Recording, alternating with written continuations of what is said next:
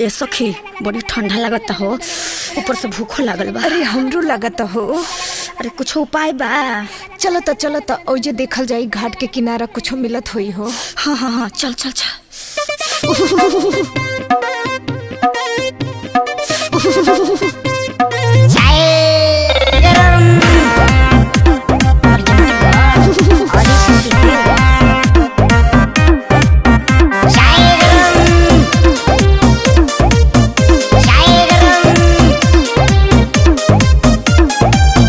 लगता बेजार बड़ा कपतानी खड़े खड़ा ढेर नौटंकी कैला पढ़ जानी झूठे पहाड़ा धर्म कमाए छठी घाटे अइला भइला तू निरदैया हो।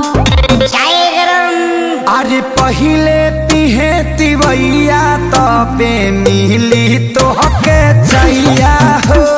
पहिले पिहे तिवैया तबे मिली तो हके चैया हो।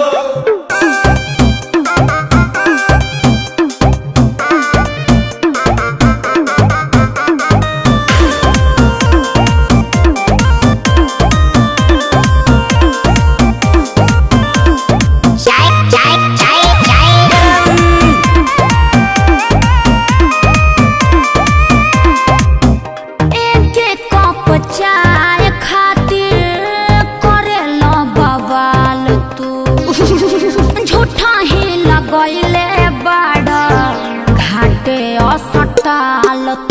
अरे बरती से बढ़ गया जनैखे केहू दूजा चाहतारू पहिले कहिला बेटा पूजा। अबे न लौकेला पूर्व के लाली विद्या नहाली समैया। अरे पहिले पिहे तिवैया तबे मिली तो हके चैया हो।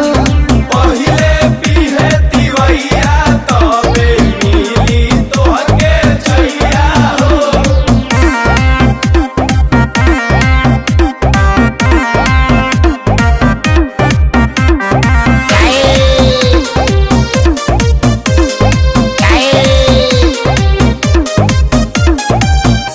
बड़ा बेरहम तोहरा दिल में नइखे दाया भूखे रे पियासे कबले छछने लकाया।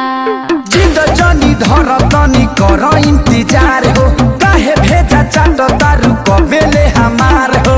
बोस खेसारी कर न रहम पड़िले तोहरा पैया हो। छठी मैया हो। अरे पहिले पिहे तिवैया तबे मिली तो हके चैया।